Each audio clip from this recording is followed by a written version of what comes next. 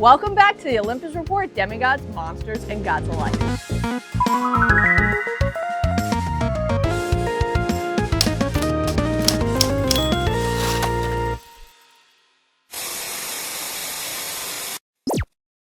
Will the 7 demigods of the prophecy defeat Gaea and save the world? Well, let's find out in the Heroes of Olympus, Book 5, The Blood of Olympus. Here's everything you need to know.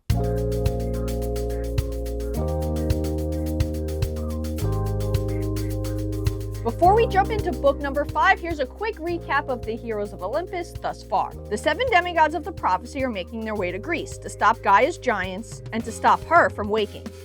Annabeth recovered the Athena Parthenon, which Reyna, Coach Hedge, and Nico are taking back to Camp Half-Blood to hopefully stop a war between the Roman and Greek demigods.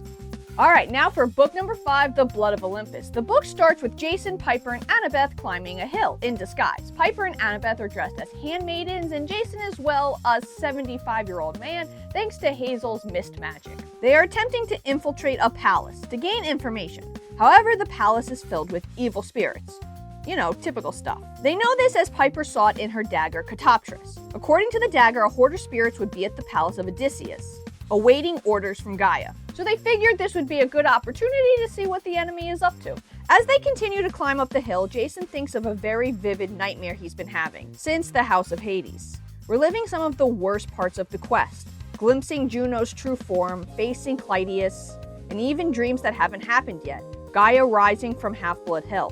And now he has to face a palace of angry ghosts. Jason is then drawn back to the present by a giant boom. He asks what was that, and Piper says she doesn't know, but it sounds like they're having fun, so let's go check it out. Once they get to the top of the hill, they peer inside, and Jason describes it as a zombie frat party. The palace flickers from what it is now, ruins to what it must have once been in its prime, white marble columns and walls.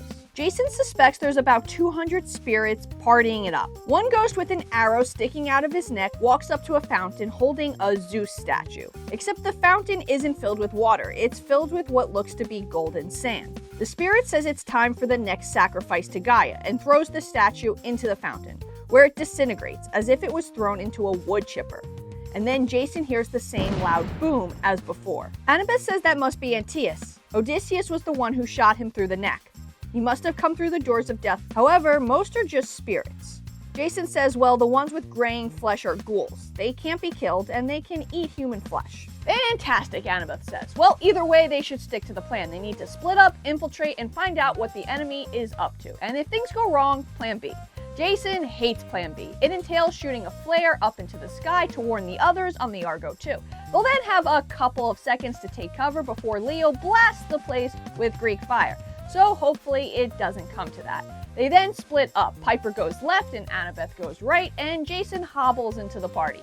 And he can't help but think of the last time he was surrounded by angry spirits in the House of Hades, and how if it wasn't for Frank and Nico, he would have been a goner.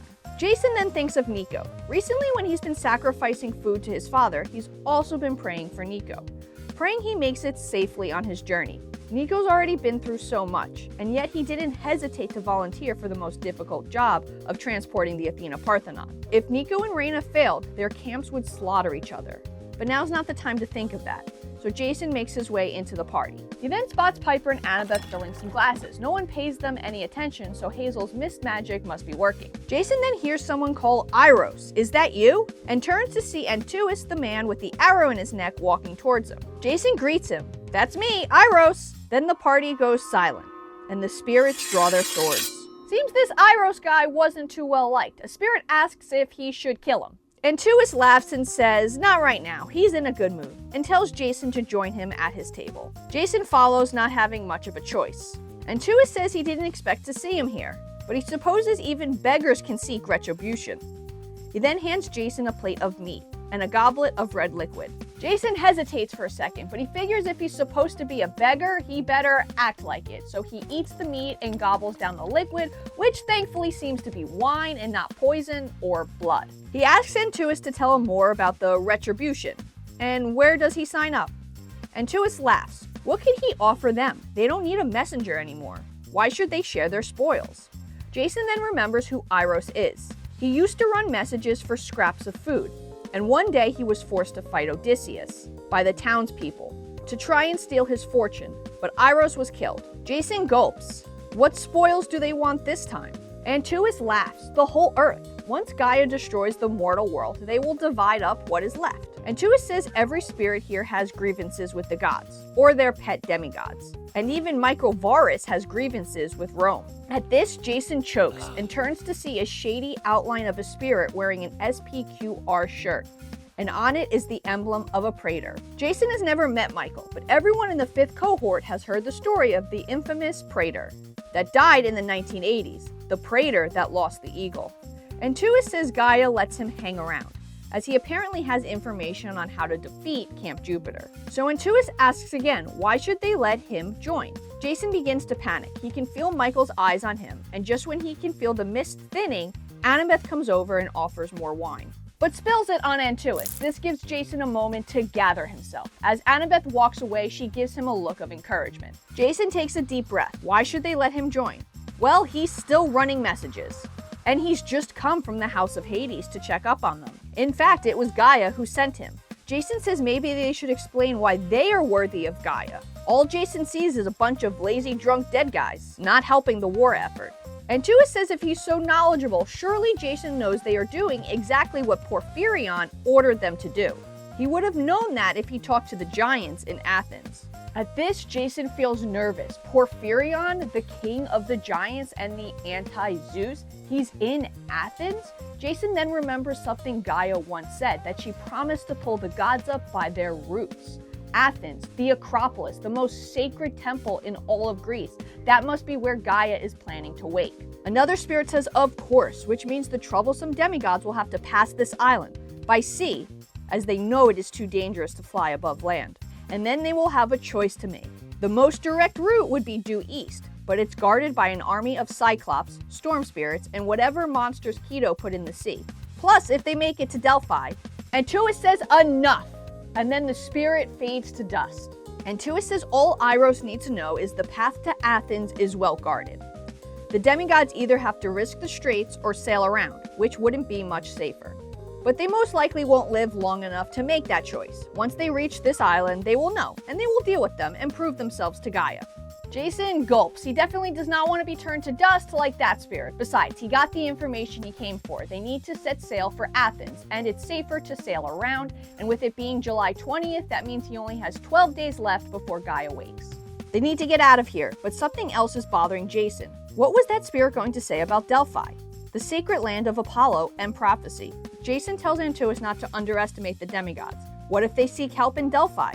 Antoine says that's impossible. The oracle is no longer under Apollo's control. I wonder what that's all about. If only there was a 5-book series explaining it. But that's for another time. Jason tells Antoine very well. He shall report this all to Porphyrion. And then he stands. But before he can leave, Michael Varus calls out to wait. Jason must stay. Antoine asks why. Michael states he lost his legion twice in Alaska, once in life and once in death to a Greek demigod named Percy Jackson. And yet he stays here. Why? This is a place of longing. The spirits are drawn here by their strongest desires. What does a beggar desire? Jason once again tries to leave, but Michael stops him. Michael is a son of Janus, 2 faces. He's used to seeing through facades. And our desires reveal us. Michael says someone has come for you, Jason Grace. Jason turns to see the spirit of his mother, and he goes stiff and feels a burning sensation. His disguise has disappeared. His mother calls to him. Jason says she isn't real. Michael says of course she is. Do you really think Gaea would let such an important soul waste away in the underworld? Jason feels wobbly, nauseous. Piper calls to him. Jason snaps out of it. Piper says to look at her. Jason does. Piper says that isn't his mother. Her voice has magic in it like charm speak, but more dangerous. Annabeth says she's right. That's just a remnant of his mother. Jason's mother screams, a remnant? Yes, I am, and it's all Jupiter's fault. He forced her to leave Jason. If Jason joins them, they can be a family again. Jason feels 100 eyes on him. Just like always, from the moment he first arrived at Camp Jupiter, all eyes were on him, expecting him to lead. Jason remembers what Hercules once said, the pressure that comes with being a son of Zeus. Jason says no, she left him, not Jupiter, not Juno. That was her fault. Jason turns to see Antoine raise a goblet at him. Antoine says it's a pleasure to meet you, son of Zeus. Jason has many grievances. Why not join them? If he does, he could become king. Jason says no, he doesn't belong with them. Michael Varus says, are you sure, my fellow praetor? Even if Jason wins here, will he return to the Greeks or the Romans? No one will accept him. Jason once again says no, he doesn't belong in this crowd, a crowd of losers waiting for a handout. At this, the spirits rise from their seats. Piper calls out, using charm speak. She says everyone in this room is your enemy. At this, the ghosts turn on each other. Jason's mother once again pleads with him to join her. There's no way the Argo 2 can make it to Athens, and even if it does, there's the Athena Parthenon. Jason asks what does she mean by that, and his mother tells him that Gaea is well aware of Nico and Reina's little adventure, and she sent her most awful hunter after him, a hunter that never sleeps. They will never make it to Camp Half-Blood. But Jason can live if he joins them. Jason thinks, a hunter that never rests. He doesn't know who that is, but he has to warn Reina and Nico. Jason turns back to his mother and calls her Amanya, a spirit of insanity, and she's not his family. He is a child of Rome and a child of Greece. His loyalties will never change. Jason makes an ancient hand gesture to ward off evil, and the spirit of his mother fades. Antoine stands. Well, guess they will have to kill them then. And then the enemies surround Jason, Piper, and Annabeth. Surprisingly, the fight starts off pretty well. Jason swings his sword in an arch and vaporizes a bunch of spirits in one go. He then vaults himself over Antoine, and as he lands, his sword transforms into a spear. He stabs it into the chest of the spirit and says, I hope you enjoy the fields of punishment. When he pulls it out, the spirit fades to dust. Annabeth and Piper were also holding their own, stabbing spirits left and right. A spirit tries to get a surprise attack in on Piper, but she pulls out her cornucopia and blasts him with a pot roast. Jason blows an arrow out of the sky with a gust of wind and raises his spear to the sky and summons a bolt of lightning that vaporizes a bunch of spirits that were going for Annabeth. For the first time since waking in Arizona with no memories, Jason feels whole. Good. He knows who he is, who his family is. He's a child of both camps, and he wasn't going to let anyone break his family apart. Jason blows a group of ghouls off the mountain with a gust of wind, and wills his javelin to shrink back to a sword, and continues to hack and slash his way through the undead. The remaining ghosts start to disappear, and that's when Jason makes a mistake. He sheathes his sword. Jason feels a burning pain in his lower back, and hears Michael Varus say in his ear, born a Roman, die a Roman. Jason looks down to see a sword coming out of his stomach. Piper screams and charges towards him. She slashes Michael with her sword, and the Legionnaire turns to dust. Piper catches Jason as he begins to fall, and pulls the sword out. Jason feels faint. Piper tells him he's going to be fine, and calls for Annabeth to bring the ambrosia. She begins feeding it to Jason as Piper cuts her dress and begins to wrap Jason's wounds. As Annabeth feeds Jason, she tells him that the way he handled his mother was so brave. Jason's wound then begins to smoke. Annabeth says it's the Imperial Gold. It's deadly to demigods. Piper says they need to get him back to the ship now. Jason says he feels a bit better. Maybe he could fly. Jason goes to stand up and almost passes out. Maybe not. They need to find a way to contact the Argo 2. Piper asks Annabeth if she knows Morse code. Annabeth says she does. Piper says, excellent, go to the edge of the cliff and signal Leo. So Annabeth runs off. Piper gives Jason some nectar and tells him he will not die here. Jason remarks, at least he didn't get knocked out this time. He stayed conscious the whole time. Piper laughs and said he did more than that. He killed almost 200 spirits. He was super scary. Jason fights to stay awake. He tells Piper that they need to warn Nico and Reina. They're in trouble. Piper says they will figure it out when they get back to the ship. Besides, they're a strong group. They'll be fine. But Jason can't help but worry about Nico. As if reading his mind, Piper tells Jason that Nico will be okay. Jason has done all he can by just being his friend. Jason then starts to get sleepy, and Piper tells him to concentrate on her voice. So she starts talking about good memories, his birthday in Rome, campfires at Camp Half-Blood. Then Annabeth comes back and says Frank is going to fly up and get them. But first they need to make a bed so that Frank can carry Jason. And Piper and Annabeth get to work on it. As Piper and Annabeth get to work on it, Jason remembers something about Odysseus' palace. There's a sacred bed here, a sacred bed of marriage. Perhaps if they call to Juno. Our heroes are then greeted by the Queen of the Gods, much to Annabeth's displeasure. The two begin to bicker, and it's broken up by Jason, who says they need her help. Piper then interrupts and says, no, first heal Jason. Juno takes a look at Jason and says she cannot help. Jason must fight it on his own. as the wound touched not only body, but soul. Piper asks what she means, and Juno interrupts. Their time is short. They must sail around to reach Athens, and on the way must seek the goddess of victory in Olympia. She is out of control, and unless she can be helped, Greeks and Romans will never get along. Annabeth asks if she means Nike. Why is she out of control? Juno says it would take too long to explain. She must leave before Jupiter finds her, as Jupiter blames her for the war with Gaea. Annabeth mumbles, "I wonder why." Juno chooses to ignore her. Juno says most gods will not be able to help them, as she is not the only one Jupiter is angry with. The twins have also incurred his wrath. Piper states Artemis and Apollo, but why? Juno tells them if they reach the island of Delios, maybe the twins will be able to help them. Juno then leaves, and Jason hits his head on the ground. He sees a giant eagle circling above them before he promptly passes out. But in the meantime, let's check in on Reyna, Nico, and Coach Hedge, and see how their quest is going with the Athena Parthenon. Well, considering they shadow travel to Italy several thousand feet up in the air above Mount Vesuvius, it's not going great. As they plummet towards the volcano, and their deaths, Reyna yells for Nico to shadow travel them out of here. Nico's barely awake. He says he doesn't have enough power. Reyna says he can do it. She'll lend him her strength. Reyna grabs his hand, and her Bellona tattoo glows on her arm. Nico gasps, and at the last second is able to shadow travel them away. As they slip into the shadows, Reyna sees a memory from her childhood in San Juan, when she was on the verge of death. But just as quickly as she entered the memory, she's taken out of it when they land on solid ground. Reyna looks around. They're in Pompeii. Nico says that's not good, and then falls to the ground exhausted. Stones crack around him, as if the shadows he traveled through were trying to escape. Reyna thinks at least it isn't as bad as yesterday when he killed a whole forest and accidentally summoned zombies. Reyna also then sits down, tired from sharing her power and feeling Nico's pain as she did. Reyna thinks this was only a fraction of his pain. She can't imagine how he bears it. Reyna then offers Nico something to drink to help with his exhaustion. Nico drinks it and looks a little better, well, according to Reyna. Nico asks how she did that. Reyna says she can impart some of her power to others, but only in life or death situations, and it typically works better with bigger groups. Nico notices that Reyna looks tired. Is that a side effect? Reyna explains that she takes on some of the burden from who she transfers her power to. Their pain becomes hers. At this, Nico looks down, closed off. Reyna tells Nico to rest. They will need to jump again by nightfall.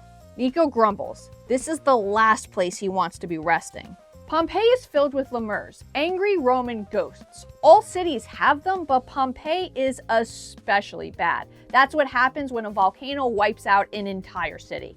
It produces a lot of angry spirits. Reyna asks if he can keep them at bay, and Nico says he sent out a message. But once he sleeps, he won't be able to hold them back anymore. Hedge says it will be alright, they'll keep guard. Nico tries to argue but is just too exhausted and eventually falls asleep. As Nico sleeps, Reyna looks over him and thinks he actually looks pretty peaceful, not like the son of Hades that has been forced to endure more than anyone should have to endure in life. Hedge tells Reyna she should rest too. The spirits shouldn't cause too much trouble with the sun coming up. Reyna agrees but puts Argentum and Auranium on guard duty. Reyna lays down and pulls a silver coin with an owl on it out of her pocket, the one Annabeth gave her before she left, hoping it would bring Reyna good luck. Reyna then falls asleep. Reyna dreams she's in her favorite place, the Garden of Bacchus, in New Rome, but things don't stay pleasant for long. Soon the horizon darkens. A landslide heads towards camp, consuming and destroying everything that Reyna loves. She falls to her knees and sobs, and then she hears a voice taunting her. The voice of Gaea. She says Reyna left them defenseless, and now her camp will be destroyed. Reyna's quest is futile, and soon Gaia's hunter will come for her. Then Reyna looks down and sees an arrow protruding from her stomach. She turns to see a dark silhouette of a man. And then the dream changes. She is on a field of dead grapevines, and in the distance is the Legion, preparing to attack Camp Half-Blood. Reyna spots Octavian sitting on a porch. He wears the robe of the Pontifex Maximus, the highest rank in the Legion. No demigod has ever taken it on before, as it essentially makes you an emperor. Octavian talks to a demigod who Reyna instantly recognizes, Bryce Lawrence. He was exiled from the Legion, as he is remorseless, cruel, and just an awful person. Bryce set cats on fire and even got his own centurion killed in war games. However, Octavian is allowing him back into the Legion as long as Bryce swears his loyalties to Octavian. Bryce does, so Octavian sends him to the 5th cohort. Reyna tries to scream but is unable to. Octavian says good, their numbers are growing. Michael Cale, who stands next to him, says with murderers and thieves. Octavian corrects him, no, loyal soldiers. Octavian says not to worry, everything is in order. And on the 1st of August, Camp Half-Blood will fall. And with it, the Greeks will be gone. Gaea will go back to sleep, and the gods will be healed. Michael asks how he knows this. Has the gift of prophecy come back? At this, Octavian glares and tells Michael not to bring that up. No, it hasn't, but it doesn't matter. Last year, Apollo spoke to him and told him he would be the savior of Rome. And that's what he's doing. Reyna is then woken up by Hedge telling her that they have a problem. Reyna asks, is it the ghosts? And Hedge says, no, worse, tourists. Hordes of them. But the mist seems to be doing its trick, as every time someone approaches the courtyard, they would walk away grumbling that it seems to be under construction. Reyna then spots the glowing spirits watching them. Hundreds. Hedge says they're keeping away for now, but come nightfall, they're gonna need to get out of here. Reyna then thinks about her dream. The Legion needed her. Hedge cooks up some food and sends a letter to his wife, letting the winds carry it away. Reyna says not to worry, they'll get home to them. Hedge looks down, not too sure. He's worried about Nico. The jumps have already taken so much out of him. Reyna looks at Nico. They only have 11 days before Octavian attacks the camp, and Gaea is supposed to wake. Can they make it? Reyna then tells Hedge to rest. They can't do anything until Nico wakes up.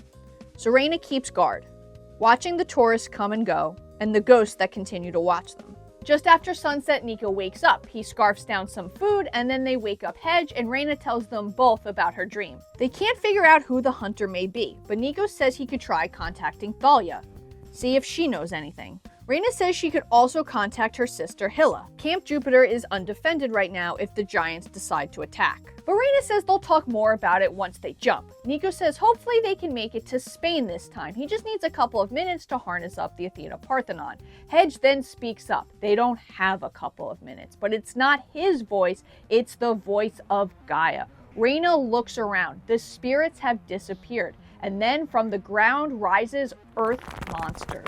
Gaea says Reyna will die a Roman's death and join the spirits of Pompeii. The spirits have waited centuries to express their anger, and now she's given them a body to do so. Reyna calls to Nico. He can't control them. The shell of Earth is acting as a barrier, and he needs a few seconds to concentrate to jump, or he may mess up and send them into another volcano. Reyna tells Nico to use the scepter of Diocletian, summon her some Roman zombies. Gaea laughs. That will not help. Reyna's getting a little tired of Gaea, so knocks out Coach Hedge. Reyna apologizes, but that was getting really old. Reyna tells Nico, Roman zombies now, then concentrate on getting them out of there. Reyna attacks, slashing the rock warriors. Her dogs jump in, but Argentum is knocked aside. Anger floods Reyna. She lost her Pegasus, she will not lose her dogs too. She tells Nico, zombies now! Nico raises the scepter and summons them. Reyna orders them to attack, and they do. But the scepter burns in Nico's hands. He doesn't think it likes him summoning Roman spirits to fight other Roman spirits, and then it explodes. Reyna tells him to concentrate on getting them out of there. Secure Hedge, and she'll buy them some time. Reyna screams for Rome and charges the rock warriors. However, she's quickly overpowered. She hears Nico scream now. She turns to see he's about to jump. She runs for him, but is punched into the ribs. She falls to the ground in pain. Nico's image flickers in and out of the shadows. Nico screams no. Reyna forces herself to get up, and with the last bit of her strength, falls into the shadows right as they disappear. Meanwhile, back on the Argo 2, Leo is fiddling with something in the ship's crawl space and attempting to hide. What I mean by attempting is he only fits up to his waist, so his legs are still sticking out, and eventually Piper finds him and says they're all meeting in the mess hall. They're almost at Olympia. Piper asks what he's working on. Leo says maintenance, but Piper doesn't believe him. But before she can question him further, he asks her if she can scratch an itch for him. With that, Piper promptly leaves. Before heading to the mess hall, Leo stops in his room. He opens a drawer and pulls out the navigation device he got in Bologna and the crystal from Ogygia. Odysseus hadn't figured out how to get the navigation device to work, but he hadn't had the crystal. Leo is determined to succeed where other demigods have failed. He will make it back to Ogygia. He just has to figure out how to get this thing to work first. Leo then closes the drawer and meets up with the other 6 demigods for breakfast. Percy's eating blue pancakes while Annabeth yells at him for using too much syrup. Frank and Hazel look at a map and Piper changes the bandages on Jason's side, and the wound does not look any better. Leo grabs a brownie and squeezes in between Hazel and Jason. Jason begins to explain the plan. They will stay in the air and drop an anchor over Olympia. It's more inland than he'd like, but according to Juno, they have to find the goddess of victory and subdue her. Piper speaks up. Isn't Nike one of the good goddesses? Romans and Greeks worshipped her for years. Why would she need to be subdued? Jason isn't sure, but Juno said the rift between Greeks and Romans can't be healed unless they defeat her. Annabeth then speaks up. Her kids at Camp Half-Blood are super competitive and never back down. Piper then gasps. If Nike is torn between her Greek and Roman form, it's most likely worse than other gods. She'd want one side to win. She'd be fighting with herself. Jason says maybe that's the problem. One side can't win over the other. We need Greeks and Romans on the same side. So if Nike is running rampant, it'd be impossible to bring the 2 camps together. It's like how Ares can influence people's anger. Maybe Nike is influencing the camp's desires to win. Frank says if that's the case, they should send a party of 4 down to face her, 2 Greeks and 2 Romans. Make it even, but they need to be careful about the combinations. For example, Percy and Jason would be a disaster, and Mars and Athena would also be bad. So they decide on Percy and Leo for the Greeks and Hazel and Frank for the Romans, and then the 4 demigods head down to Olympia. Percy and Leo sit on a bench waiting for Frank and Hazel to return from scouting the area. As they sit in awkward silence, Leo tries to think of something to say. He hasn't spent a lot of time, or really have anything in common with Percy, except Calypso. And at this thought, Leo can't help but feel angry at Percy. Percy notices and asks what's wrong. Leo says nothing. Percy says maybe they should talk, but they are interrupted by Frank and Hazel coming back. They decide to explore the ruins. They pass a temple of Hera, archways, burial sites, but they don't find any rampaging goddess. Percy jokes, what if they bring up Adidas shoes? Leo laughs and agrees. Yeah, Nike wouldn't like that. Those aren't the official shoes of Olympians. Hazel says to stop joking. Just as they hear a voice scream, "You die now." They all turn to see Nike in a golden chariot with a spear aimed at them. However, Leo is having a hard time seeing the goddess as her giant wings are working as a reflector for the sun. Leo asks if she could put her plumage away. He's getting a sunburn. Surprisingly, Nike agrees, as they can't die a glorious death if they're blinded. So she folds her wings. However, no one steps forward to say anything. Leo kinda wishes they had Annabeth or Piper. Those are the ones who usually handle the talking.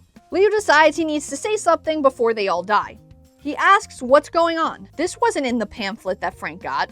Nike says they've come to decide a winner, right? There must be a victor. Frank asks if she's Nike or Victoria, the Roman form. And the goddess screams, her image flickering back and forth. She clutches her head. She screams, "I'm Nike."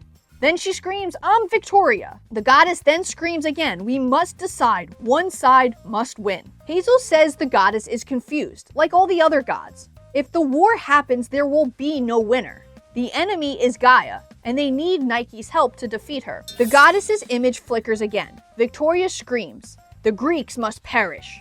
Nike then screams, "Victory or death." The goddess screams, "You shall decide. 2 versus 2. Romans versus Greek. One shall be victorious and the other shall die, and the winner will get her help in the fight against Gaea." Surprisingly, Leo actually feels the urge to fight.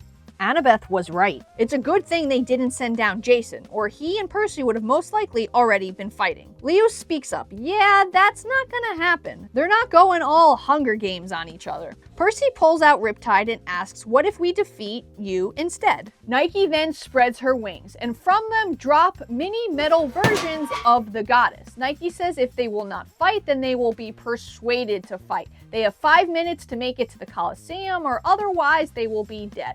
And then she disappears, and the metal warriors chase our heroes through the ruins. They make it to the entrance of the Colosseum, and the metal goddesses have disappeared. They all take a moment to catch their breath. Hazel presses her hand to the wall, and a stone opens to reveal a long field. Hazel can sense many ghosts here. This is the player's entrance. Nike said they had 5 minutes. Once that time is up, they will have to enter, and they won't leave until 3 of them are dead. Percy says death matches are not an Olympic sport, and Hazel says, well, I guess they are today. Once they enter, Hazel can raise walls to buy them some time. She can raise the labyrinth and manipulate the field to their advantage. Use Nike's expectations against her. Percy isn't too sure the labyrinth is safe. Hazel says they just have to trust her. They will pretend to fight until they can kill the gold goddesses and subdue Nike. Percy asks how do they do that? Bonk her on the head? And Leo speaks up that's not too far off. He's brought some fun toys to use. In the 2 minutes that they have, Leo desperately tries to explain to Percy and Frank how to use the Archimedes devices that he created, but soon enough their time is up, and Nike appears in the middle of the stadium in her chariot with her golden warriors and states, begin. Percy and Leo race through the archway, and immediately brick walls shoot up, making a maze. Frank very enthusiastically shouts, "Die, gracious scum!" and shoots a poorly aimed arrow at Leo's head, which misses by a lot. Leo looks at Percy and says, "Ready?" Percy responds with a, "I hope you labeled these right," and tosses a grenade with a cry of, "Die, Romans!" It explodes near Frank and Hazel with popcorn. Hazel screams, "No, popcorn, our weakness." Nike screams, "Try harder to kill each other. Popcorn is not fatal." Frank tosses a Greek firebomb, but again, misses by a lot. Nike screams, "Better, but now you have to aim." Percy wishes he was near a river so he could drown her. Leo says to be patient, Waterboy, which Percy responds with a "Don't call me Waterboy." The maze then shifts and one of the golden goddesses is revealed. Percy destroys it with Riptide and Frank manages to destroy another one in bear form. Nike yells foul! Now they die and orders the remaining golden goddesses to attack. The maze shifts again, and Leo and Percy catch their breath behind a wall. Percy turns to Leo and says, "If they don't survive this," Leo responds with a "Shut up, of course they will." Percy says, "But if they don't," he's sorry about Calypso. He failed her. He didn't keep his promise, and he should have. And he'll do whatever it takes to help Leo find her again and free her. Leo says, what's wrong with him? Here he is trying to resent him, and Percy just has to go and be a good guy. Percy laughs, and then they see a bomb of whipped cream go off in the distance, a signal that Hazel has taken down another goddess warrior. Only one left, but then they hear Hazel cry out in pain. They sprint through the maze and see Hazel bleeding from her leg. Percy says he'll help. Leo needs to get to the chariot. Leo says that wasn't the plan. They needed to get all 4 golden goddesses first. Percy says change the plan and then stick to it.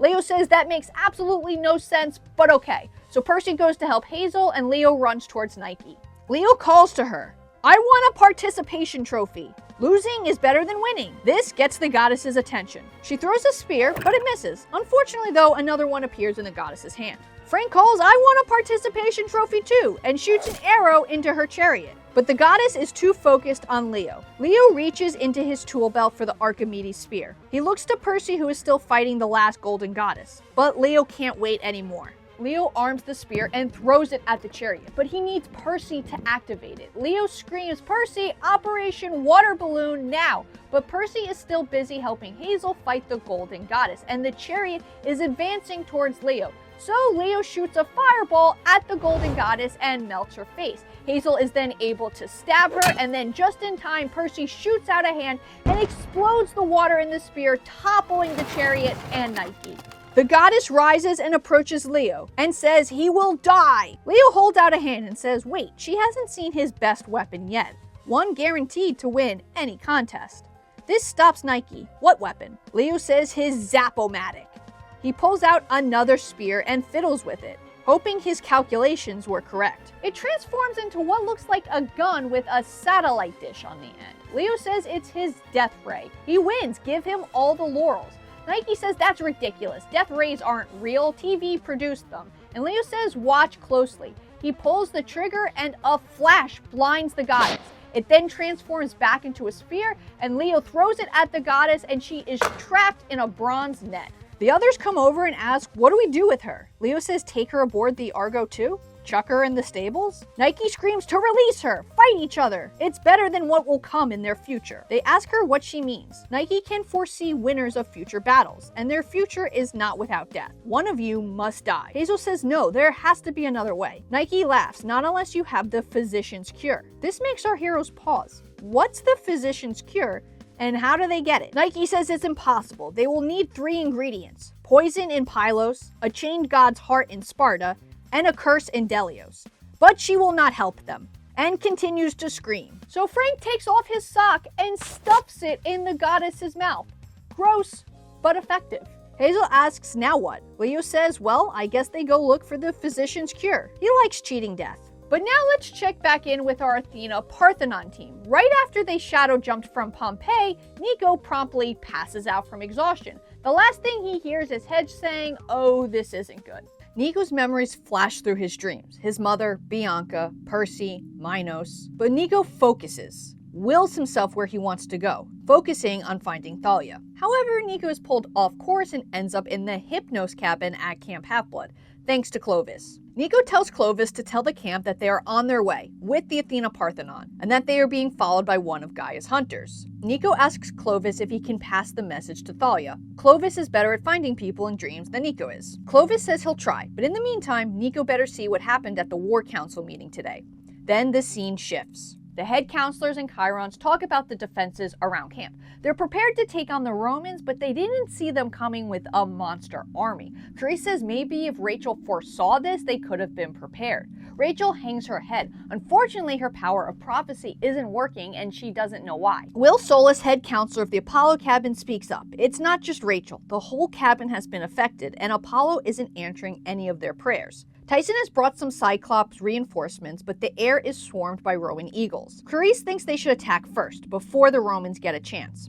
Chiron says no, Camp Half-Blood is better protected. They shouldn't leave. They need to stick to Annabeth's plan and wait for the Athena Parthenon. Nico is then woken up by Coach Hedge, who informs him that they have a problem. At first, Nico doesn't see any immediate threat, but when he looks up, he sees the problem. Laying across column pillars of a Roman temple is the Athena Parthenon, several feet up in the air. Nico asks where they are. Did they make it to Spain? And Hedge says Portugal. Nico may have overshot just a bit, but it's fine. It's not a bad place to lay low for a couple of days. Nico gasps, a couple of days? Hedge says, yeah, 36 hours. They tried to wake him, but no luck. It's fine, Nico needed the rest anyway. Hedge says he should eat, but first points out the actual reason that Hedge woke Nico up. Several feet away is a vague outline of a person surrounded in gray flames. Hedge tried to approach, but when he does, the spirit disappears and appears to be calling only for Nico. Nico figures it's a trap. Most things are, but maybe the ghost will have something useful to say. Nico approaches the spirit, who appears to be a monk that was burned alive in the Middle Ages. Nico asks what the spirit wants, and the spirit motions for Nico to follow. Nico turns back and takes one last look at Hedge and a still sleeping Reyna before he follows the spirit. The spirit takes Nico to a church. Once inside, a voice speaks. Beautiful, isn't it? Nico turns to see his father, Hades. Nico asks what he's doing here. Hades says he's been looking for him. He wanted to talk in Pompeii, but it was so Roman. This chapel is the first place that allows Hades to be Hades, and not Pluto. But still, they only have a short time. Hades tells Nico the name of Gaea's hunter, Orion, a giant born to oppose Apollo and Artemis. But he rejected his destiny. However, one day a king had him blinded, but eventually Hephaestus took pity on him and made him a new set of eyes. He then became friends with Artemis and was allowed to join the hunt. However, eventually things went wrong between Artemis and Orion when Orion gained feelings for Artemis. Apollo bestowed a curse on him and eventually Orion was slain. Now he's back as Gaea's faithful servant, driven by bitterness and anger. Nico asks how they beat him, and Hades says you don't. You need to outrun him. Perhaps Apollo and Artemis could beat him, but they are in no condition to help at the moment. And Orion is almost upon them. They won't have any more time to rest between here and Camp Half-Blood. Hades also tells Nico that Hazel has learned that one of the 7 must die, and she'll seek a way to stop this, and it may blind her. Hades tells Nico as his son he knows some deaths must happen, and should happen, and he may need to step in soon and make a choice. Hades tells Nico that no matter what happens, he's proud of him. He brought their house respect when he convinced Hades to fight Kronos. So many of Hades' children are rarely happy. Hades hopes Nico can be the exception to this rule. Hades tells Nico to hurry. Orion's wolves are almost upon them. Hades warns Nico that what he's doing very well may kill him. And if that's the case, he'll have Nico's room ready in the underworld. Nico stares at Hades, unsure if he's joking. Hades laughs and then disappears. Nico then rushes back to Hedge and Reyna. Once Nico arrives, nothing seems off. It's just as he left it, so Nico tells Reyna and Hedge about his meeting with Hades and his dreams as they get dinner at a nearby cafe. Reyna asks Nico if he thinks Camp Half-Blood will wait to attack. Nico says they have to hope they will. He can't get the statue back any faster. Reyna then says she's confused about the wolves. Most are friendly to Romans, so she doesn't understand this. Reyna has also been unable to contact her sister Hilla. All this makes her worried for what's happening on the west coast. It's truly up to Nico. They have to get the statue to camp. They can jump soon, but the Athena Parthenon is still stuck on top of the temple. But before they can devise a plan, they are overrun by wolves. They spring to their feet. The alpha wolf shifts into a man. Nico blurts out, "You're not Orion." The man says no, Orion has simply hired him. He's like Canaan, the first werewolf. Nico draws his sword, but Hedge says don't bother. He remembers them from Pike's Peak. They can only be hurt with silver or fire. Reyna pulls out a pocket knife that she always keeps on her, a silver pocket knife. Lycanon laughs. Is she really going to take on the whole pack with just one knife? He knew she was brave, but not that brave. Nico tries to think. They're surrounded. They have one pocket knife, and the Athena Parthenon is on top of a building, and the sun won't set for hours. So Nico does what all demigods do in situations like this. He gets the enemy talking. He asks, what's the holdup? Why not just kill them now? Lycanon laughs. Oh, he will. But first they need to wait for Orion. And then Lycanon will spill their blood on ancient soil and use it to awaken monsters. This gets Nico thinking. Ancient land. How many dead lay beneath him?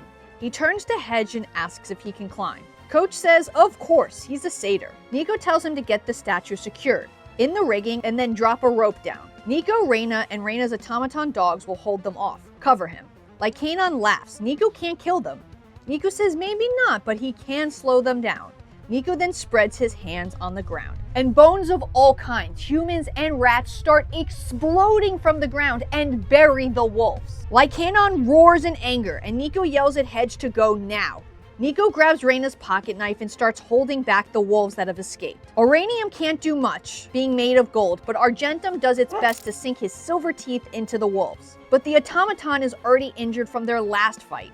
Hedge then drops a rope, but Lycanon is almost free. Nico looks at the pocket knife and comes up with a plan.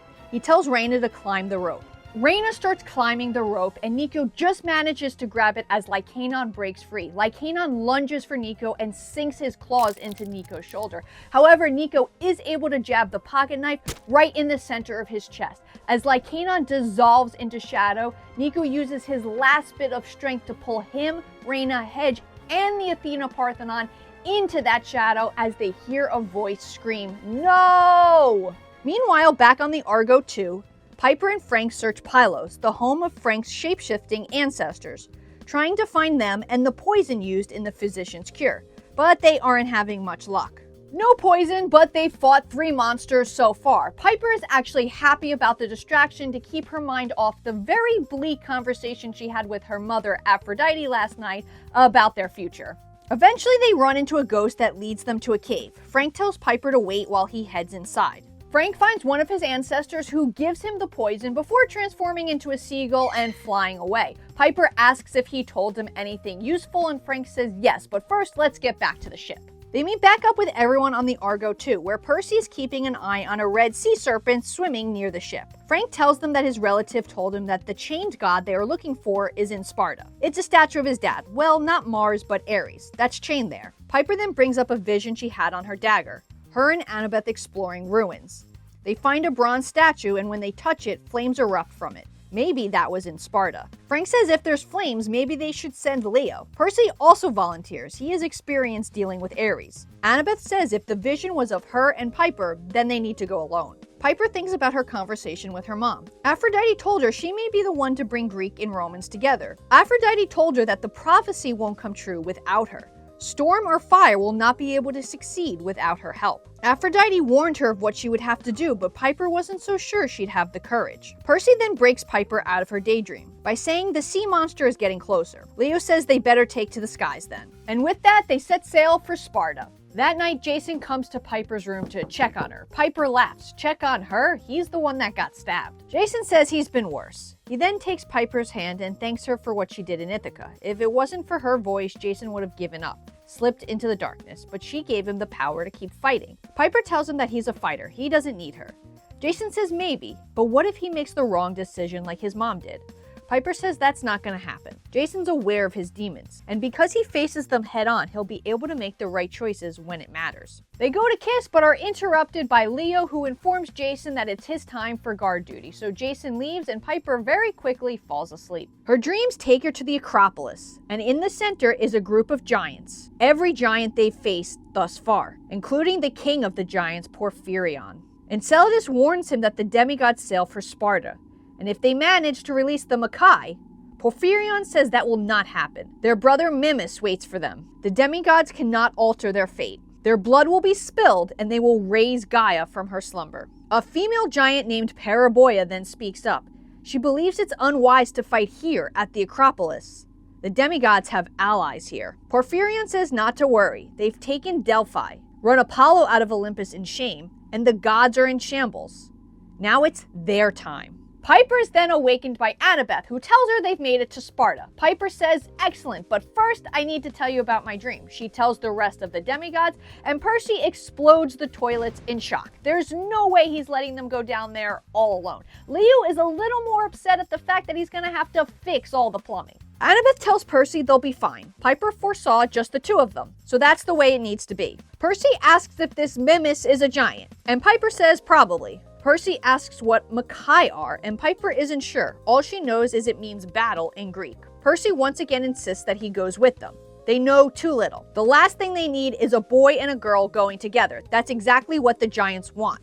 If their blood is shed, the fight is over. Percy says fine, then him and Jason will go. Annabeth glares. Is he insinuating that boys are better than girls? Percy says no, of course not, and then hangs his head in shame. Annabeth says great, they'll be back before you know it. An hour later, Annabeth and Piper find themselves searching the ruins of Sparta. They walk around and find nothing. No giant, no chained statue. Piper can tell something is wrong with Annabeth, and Annabeth says she hasn't been right after Tartarus, or what happened down there with Percy. Watching Percy on the edge of chaos really scared her, and she's still scared of what's to come, and the sacrifices they may need to make. She's also angry at her mom for putting her on this quest, angry at Percy for fighting her, and well, just pretty much everyone. Annabeth says this is silly. They should focus on the quest, not her feelings. Piper says the quest can wait, and to remember that no matter what happens, Piper will always be her friend.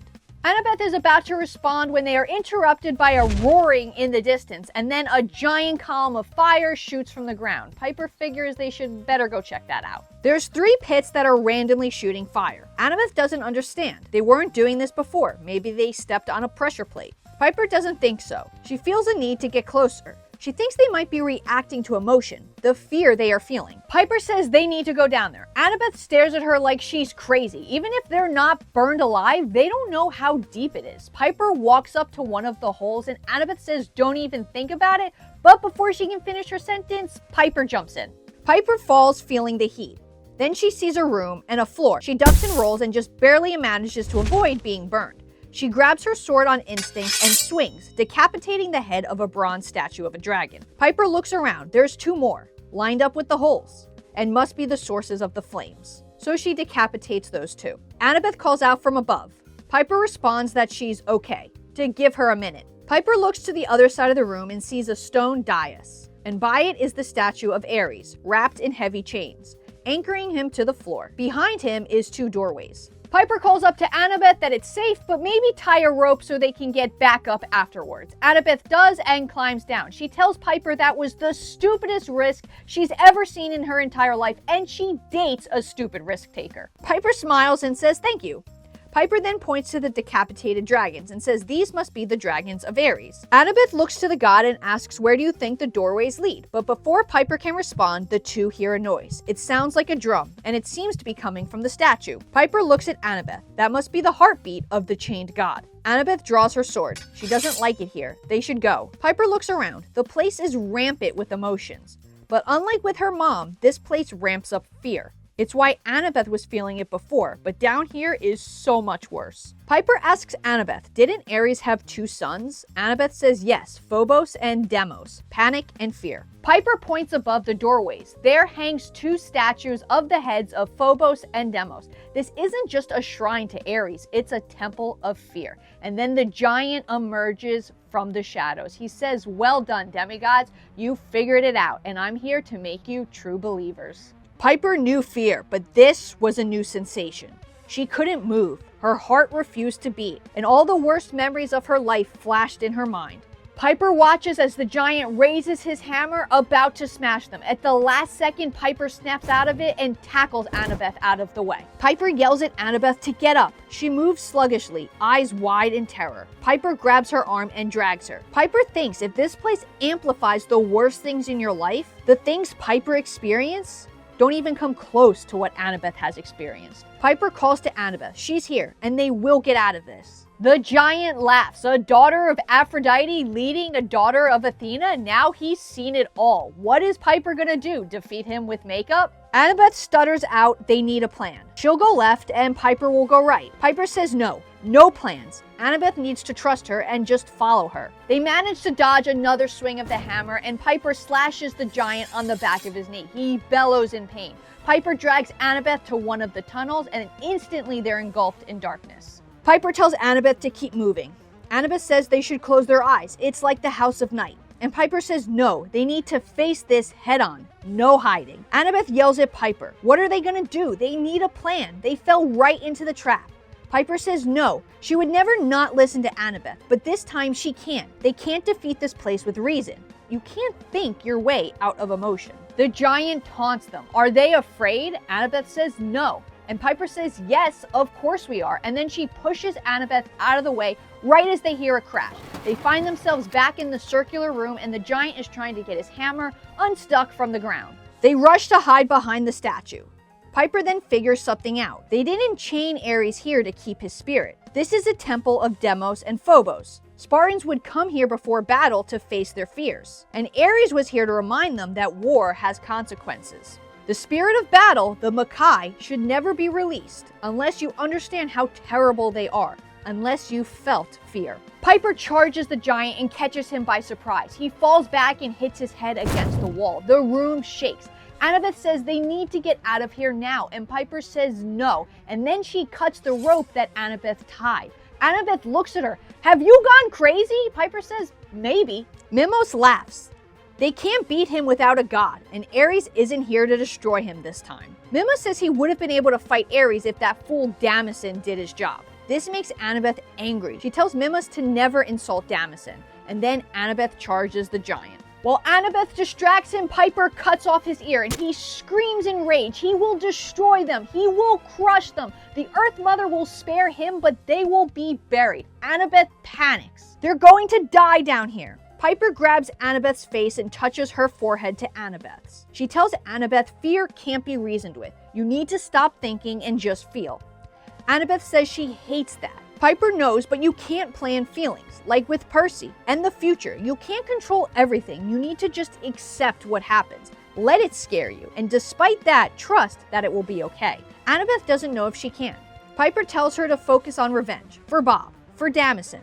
Annabeth takes a deep breath and says, okay. Piper says good, because they're gonna need to run out there. Annabeth asks, then what? And Piper says, no idea. Annabeth decides she does not like it when Piper leaves. They both run out back into the shrine room. They slash the giant's leg. Piper tells Annabeth to keep him occupied. She then runs over to the statue of Ares. She can hear the spirits inside, but they're not hers to release yet. She hasn't proven herself. Piper lays down her cornucopia and offers it as a sacrifice to Deimos and Phobos. Piper tells the statue that she's terrified, but she knows that it's necessary. And then Piper slashes the head of the statue off Ares. And Mimos screams, no! Flames erupt from the neck of the statue. The flames of the Makai surround Piper, and she can feel their bloodlust, fear, but also love. Because no one faces battle without caring for someone at home. Piper spreads her arms and the spirits call to her. They will answer her call, but only once, when she needs them. They shall complete her cure. And then they and the cornucopia disappear, and the statue crumbles to dust. Mimos laughs. They've abandoned her. And Piper says, no, maybe they've abandoned you. He forgot about Annabeth, and she stabs him in the back. And then Piper stabs him in the gut. And then he falls forward, and the head of the statue of Panic falls on top of him, and he disintegrates. Annabeth rushes over to Piper. That was amazing! But what happened? Piper doesn't know. Annabeth asks about the spirits. How can they use them? Piper isn't too sure.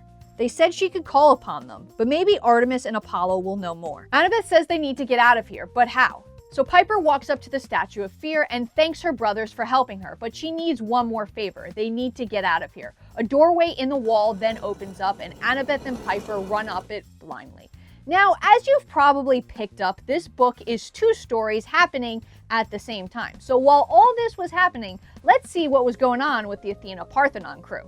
After the fight with Lycaon, they jumped to a cruise ship, where they spend about a day and have jumped once again and find themselves in Reyna's home country of Puerto Rico.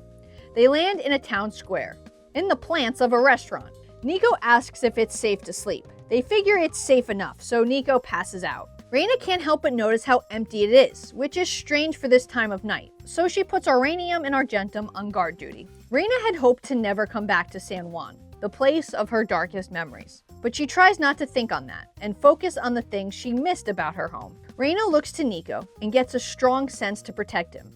After sharing her strength with him, she was able to feel his emotion, able to understand what he's lost and gone through, and she wants him to know that he has her support now. She's his friend.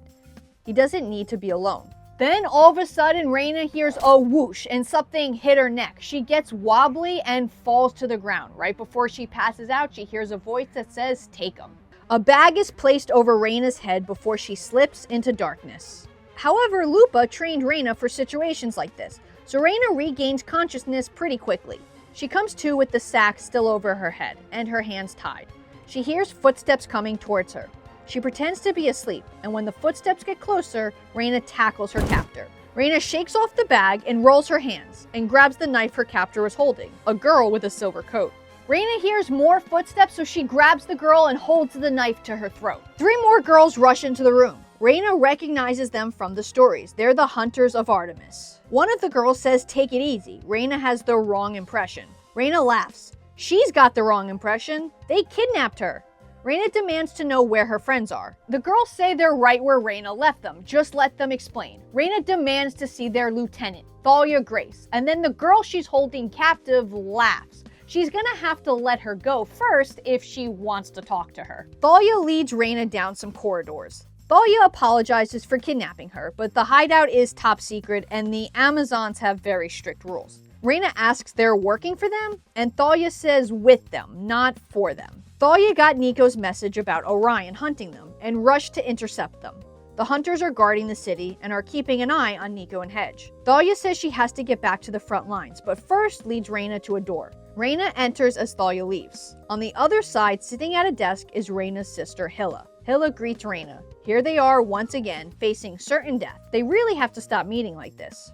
Reyna asks how Hilla knew they would be here. Hilla explains several of her followers are children of Hecate, and it was pretty easy to pull them off course. Reyna asks why. Hilla explains that Orion's sole purpose is to kill powerful women in revenge for Artemis turning him down, and Hilla can't have him getting in the Amazons' way. Reyna speaks up, so Hilla knew Orion would be after them and they're using Reyna as bait. Hilla says yes, but she's also protecting her at the same time. Reyna's quest will be much easier without Orion hunting them. Another hunter named Phoebe comes in and gives Reyna some supplies, healing potions, and a handkerchief that turns into a fully furnished tent. Reyna says thank you, but before Phoebe can answer, another Amazon runs in and whispers in Hilla's ear. They've lost contact with the front line. And then the metal doors explode. 2 hunters are instantly taken down. Reyna draws her sword and Phoebe draws her bow, but Hilla says they need to get out of here now. Reyna says no, they can't leave them here, and Phoebe says it's fine, just go. Hilla says her quest is too important, they need to leave now. Reyna takes one look back as wolves invade the room and take down Phoebe. Reyna hates herself for it, but follows Hilla. Reyna says there has to be something they can do. Hilla says not to be stupid. Orion outsmarted them. He turned this into a massacre, and now all Hilla can do is help Reyna escape. Hilla leads Reyna up a staircase, and it leads to a trapdoor in the floor. They exit it and enter into Reyna's old home. She asks how. Hilla says she bought it. Reyna says why? Why would you do that? And Hilla says it was time to stop running from the past. They need to face it head on. Reyna doesn't understand. She asks if Hilla has seen them, and Hilla says some. Reyna asks if one of them was their father, and Hilla says no, of course not, he's too far gone. Reyna screams, how could you come back here? And Hilla screams back because she wants to understand how it happened to him. Reyna says you can't learn anything from ghosts. Hilla says they're wasting time. She's leaving. Hilla heads towards the door and Reyna can't help but remember her last day here, when she was 10, her father's angry roar, and the ghosts on the balcony. Reyna and Hilla step outside and are greeted by Orion. Reyna is kinda shocked. She expected him to be like all the other giants, big and ugly, but Orion could pass for human, and a handsome human at that, if it wasn't for the mechanical eyes. Hilla tells Reyna to go, she'll handle him. Orion laughs, so much courage, just like her lieutenants. Too bad they're all dead now. Hilla steps forward in anger, but Reyna pulls her back. Reyna says he has enough Amazon blood on his hands. How about facing a Roman? Orion laughs, brave for a girl, but soon she'll face true power. Reyna asks what true power? Orion couldn't keep his vows to the hunt, was kicked out by Artemis, and is now running errands for his mother. Orion laughs, saying she can try to unbalance him all she wants, but reinforcements are not coming. They are all dead. At this, Hilla screams and charges Orion. Orion knocks Hilla back easily. Reyna panics. Surely some hunters still have to be alive. And then she swears she hears something from the roof. She just has to keep Orion talking. Hilla slowly rises. Hilla tells Reyna to stop talking. Let's just slay him. Orion says you can try, but not even Artemis or Apollo could kill him. So instead, Apollo placed a curse on him, forcing him to go bloodlust with rage, a desire to kill every beast he came across, until eventually his mother Gaea took pity on him and sent a scorpion after him, which eventually killed him. Orion says he could have killed them 20 times, but he hasn't, and he'll let them live if Reyna just tells him where the Athena Parthenon is. Reyna thinks if he doesn't know where it is, that means he hasn't found Hedge or Nico yet. Reyna says you can kill her, but if she dies, her friends will just continue the quest. Orion laughs. Once he deals with her, he'll go find them. It doesn't matter. Reyna says not if I stop you. And then her and Hilla charge Orion. Orion's first shot would have killed Reyna if Hilla didn't swipe it out of the sky. Reyna and Hilla's blows are intercepted, and then Hilla is flung into a car. Reyna is just barely able to dodge a dagger and just barely manages to graze Orion with her sword. Orion says she fights well, but not good enough. Reyna says she's not afraid to die. Orion says what about her sister? He then shoots an arrow at Hilla, and Reyna screams. But Hilla manages to catch it, and then she picks up the car and flings it at Orion. Hilla states that she is the queen of the Amazons, and she will avenge all the warriors he killed today. Orion gets up and screams they will die, but then the rooftops explode, and Hedge lands behind Orion and hits him with his baseball bat, and Nico lands in front and cuts his bowstring. And then the hunters of Artemis appear from the rooftops and shoot hundreds of arrows at the giant. Reyna then feels someone grab her arm. It's Thalia. Thalia says they need to leave now.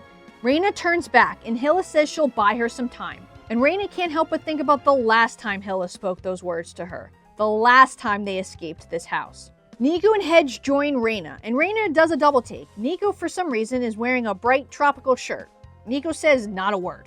Reyna asks why they came back. They should have left her. Orion is after her. And Hedge says there's no way they were leaving her behind. Reyna then looks at the balconies. They're lined with goats. Reyna collapses to the ground, terrified, just as terrified as when she was a 10-year-old girl. Nico bends down. He asks her, who are they? What's wrong? But Reyna can't answer. So Nico, Thalia, and Hedge help Reyna stand and walk her towards the Athena Parthenon as Orion's screams fade in the distance. Well, something definitely happened in Reyna's past. But before we figure that out, let's jump back to the crew on the Argo 2 and see what they were up to. Jason forces himself to get out of bed. He's been doing worse ever since Piper and Annabeth came back from Sparta, but he needs to help his friends, so he forces himself above deck, and the scene is not good. They're in the middle of a storm, lightning cracks, and waves hit the boat. Jason sees Leo doing his best to steer the ship.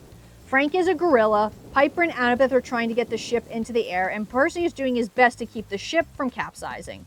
Jason walks up to Percy and can barely hear him, but Percy manages to get out that something underneath the water is causing the storm, and he wants Jason to go with him. Jason is just happy that Percy isn't treating him like he is dying, even though Jason may actually be dying. So Jason grabs an air venti as a cocoon and jumps underwater after Percy. Jason drifts over to Percy. Percy points to the abyss. There's a green spotlight, and whatever it is causing the storm. Percy asks Jason if he'll be able to keep up the air cocoon if they go deeper. Jason has no idea. Percy says, cool, just don't get knocked unconscious.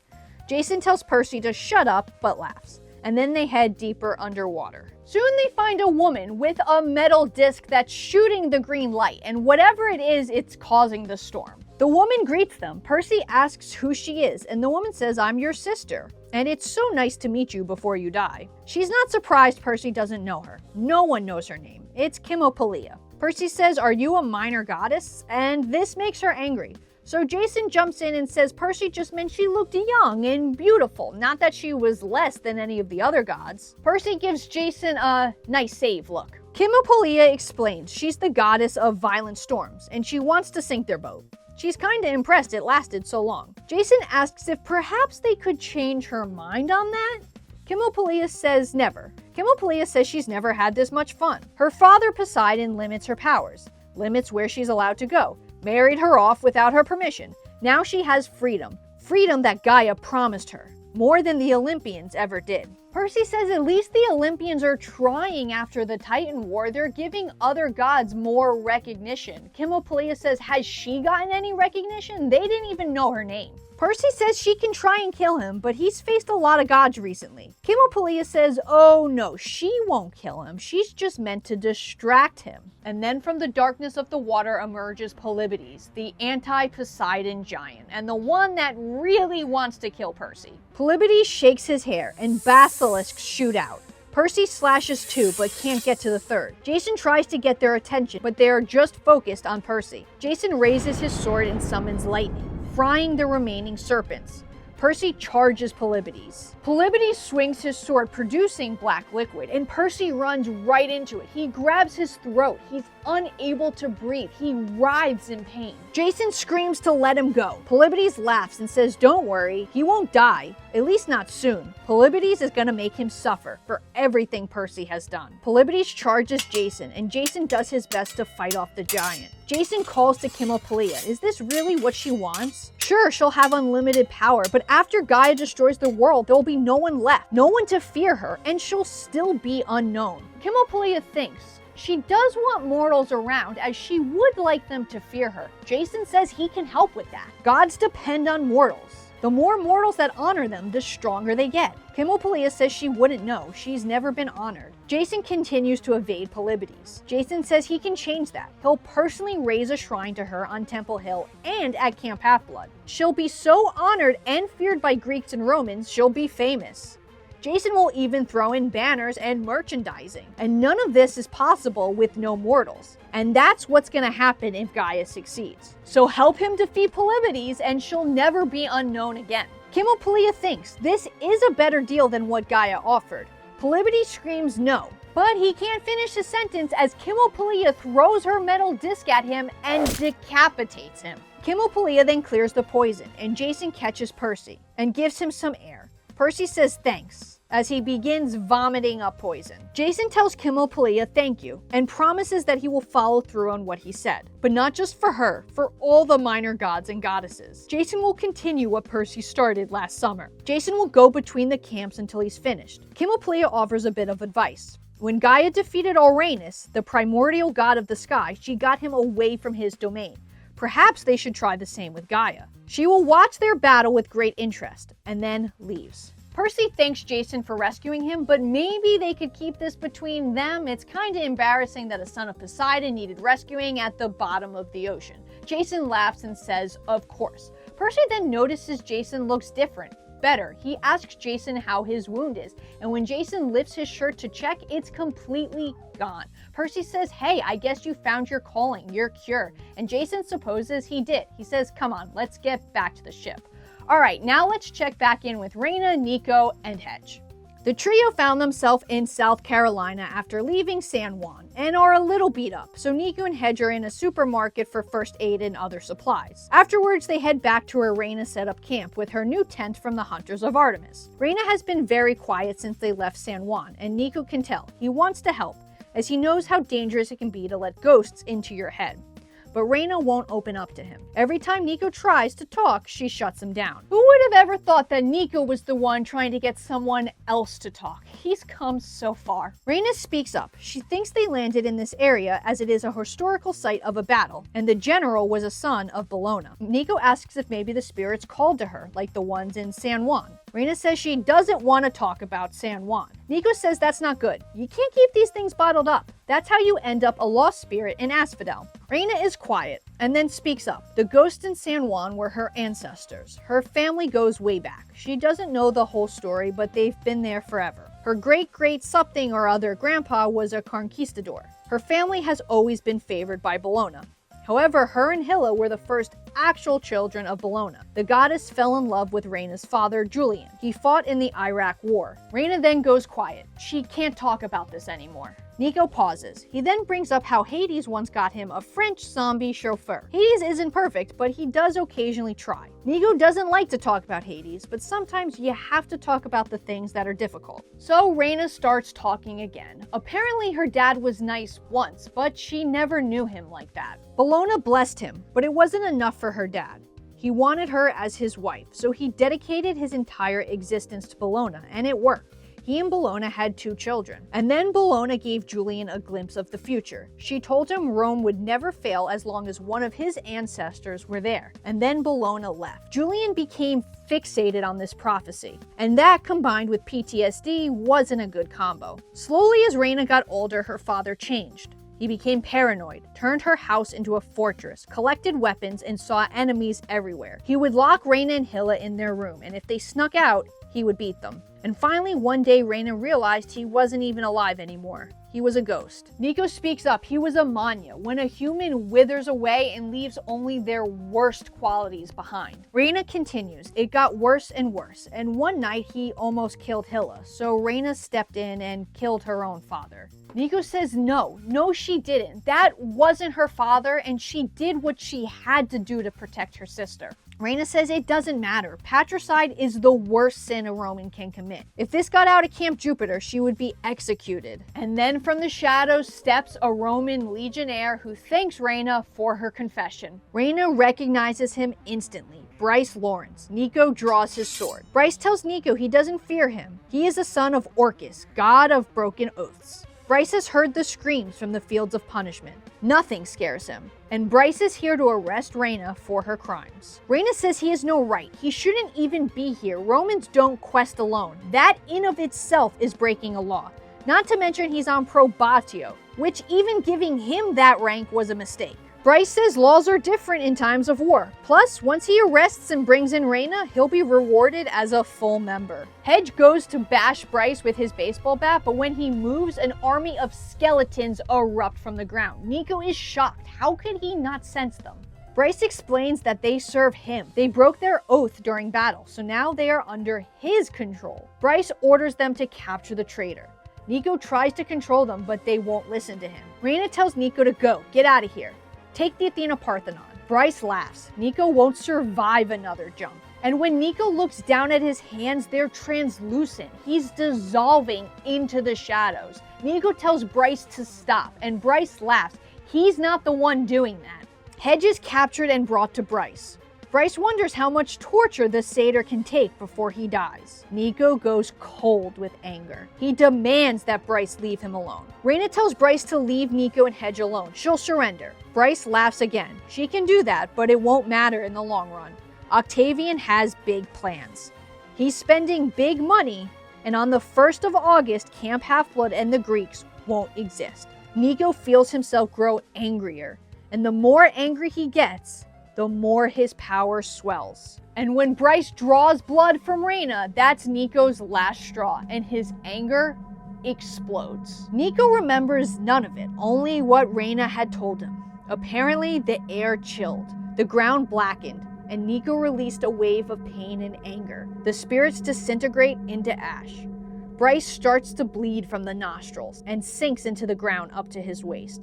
And Nico pulls the soul from Bryce Lawrence, watching as mind and body disintegrate. Nico tells him he is no one and to be gone. And then Bryce Lawrence is no more, and Nico goes unconscious. Nico finds himself in the dining pavilion at Camp Half-Blood, and sitting next to him is his sister Bianca. She smiles at Nico and says, "Nico, I really want you to be the exception. I want you to be happy." And then Nico's eyes fly awake and Reyna hugs him, super happy that he's okay. Reyna explains he almost faded from existence, but Hedge was able to use Satyr healing magic to save him. Hedge hands Nico a Gatorade, and Reyna says, "I have bad news and I have good news. Bad news, we only have 3 days before Camp Jupiter attacks Camp Half-Blood." Nico says they need to go now, and Reyna says, "Absolutely not, no more shadow travel." Nico says no, they have to, even if it kills him, and Reyna says, "Absolutely not." But that's where the good news comes in. Hedge got a letter from his wife Melly, and they're sending an alternative way of transport for the Athena Parthenon. Then a bunch of Pegasi land near their camp, and in front of them is the one and only Pegasus, the original Pegasus, Lord of all Pegasi. Back with the 7 demigods of the prophecy, things haven't been going too well with them after the whole Chemopolia thing. The Argo 2 is too damaged to fly, so they've been fighting off sea creatures every hour. And at one point, they got stuck on some rocks, and Percy and Jason literally had to get out and push. Eventually, Leo manages to get the ship back into some semblance of working order. They dock in Mykonos, get some gelato, and then Hazel, Frank, and Leo fly over to the island of Delos to find Artemis and Apollo, and hopefully get the physician's cure. They find the twin gods pretty quickly, and they're both, well, not in a good mood when our heroes approach them.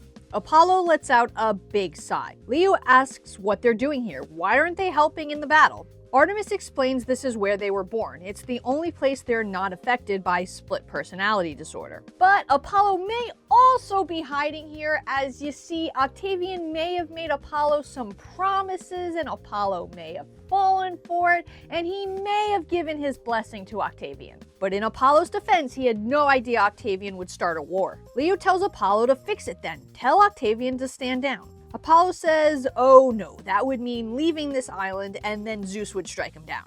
Zeus doesn't only blame him for Octavian, but everything that's going on. Gaea, the fall of Delphi, etc. Hazel speaks up. What does he mean by that? Apollo explains that Gaea raised his enemy Python, who now sits in the original cave of Delphi, and it's blocking all forms of prophecy. But Apollo can't go and face him because he's stuck here. Leo says that maybe he can help them. They just need the physician's cure. Apollo says absolutely not, then Zeus really would never forgive him. Artemis then stands up and tells Frank and Hazel to come with her. She's got to show them something regarding the 12th Legion. She then turns to Leo and says, try bargaining with Apollo, and then she leaves Leo and Apollo alone. So Leo pulls some stuff out of his pockets and starts building. He tells Apollo Zeus is already pissed at him. One more thing really won't make that much of a difference. Apollo pauses. He supposes that's true. What does Leo want exactly? Leo says, well, first he wants some advice on his plan to beat Gaea. Would it work? So Leo explains the plan. Apollo supposes it might, but anyone close enough would, and then he stops himself. He asks Leo what he's got there. Leo looks down at the stuff he was fiddling with, and then Leo gets an idea. He holds it up and introduces it as the Valdezinator, the most awesome instrument to ever be invented. Apollo demands to know how it works. Leo plays a few chords on it, but tells Apollo that really only children of Hephaestus could use it. Apollo scoffs. He's the god of music. Surely he can figure it out. He must have it. Leo says sure, in exchange for the physician's cure. But the thing is, Apollo doesn't actually have the physician's cure. His son Asclepius, the god of healers, is the one who's been able to make it. Leo says, well, that's a shame, and goes to walk away. But Apollo stops him. He can give him the directions, and Asclepius is very close by. He's in a temple in Abdaris. They just have to be careful because he's guarded by Zeus. Apollo will give them the last ingredients for the cure. Curse of Delos, a flower picked by him on the island of Delos. And then Asclepius can make it into the cure. All Apollo asks for is the Valdezinator. Leo says you have a deal, and then meets back up with Hazel and Frank at the docks. Hazel tells Leo that Artemis told them that Octavian has bought onagers, giant catapults to fire on Camp Half-Blood. Well, that's gonna make everything so much harder. Leo says he needs their help and then explains his plan to them. And Frank gets choked up, and Hazel refuses. There has to be another way. Leo says there isn't, and Nike confirmed it. It has to be this way. Mars said so as well. He said Frank would need to step up and make a hard decision. And Hazel is the only one who can pull off what Leo needs. Hazel then bursts into tears and pulls Leo into a hug, and Frank joins in. Leo asks if they will help, and Hazel and Frank say they hate this plan, but of course they will. Leo thanks them, and then they all head back to the ship. Once back on the Argo 2, they head to Epidaurus, and Leo spots the secret passageway. However, it's covered in a giant stone ring mechanism that's acting as a lock. Percy asks how the heck are they going to get that open, but Leo has a plan. He built a giant claw that attaches to the Argo 2 that's controlled by the Archimedes sphere. So using it, he opens it up and it reveals a staircase going downwards. Jason, Piper, and Leo head down. They enter what looks like a waiting area. Jason squints but can't read what the sign says. Piper says it reads, "The doctor is incarcerated. Now serving patient number 0. Leo says, well, I guess we take a number. They walk up to a statue who greets them as Gaea. She asks to see their insurance cards, which our demigods definitely do not have. This does not make Gaea happy, who says then they need to be sanitized. However, her way of sanitizing is sending snakes after our demigods. They manage to fight them off, but Gaea won't relent on her attack. So Piper finally calls out, wait, they have the insurance cards. This buys Leo enough time to reprogram the statue. He puts her in idiot mode. Gaea screams, no, die, and then runs into the wall and crashes. Leo then reprograms the sign to say the doctor is in the house, now serving all the ladies love Leo. And surprisingly, this works. A door opens on the other side of the room. They find Asclepius, who Leo describes as very kind looking. Piper says they need his help. They need the physician's cure. And Asclepius says, of course. Turns out Asclepius has been trapped here for years, and it's so nice to see actual patients that haven't been killed in the waiting room. Asclepius starts diagnosing all of Jason, Piper, and Leo's injuries with surprising accuracy.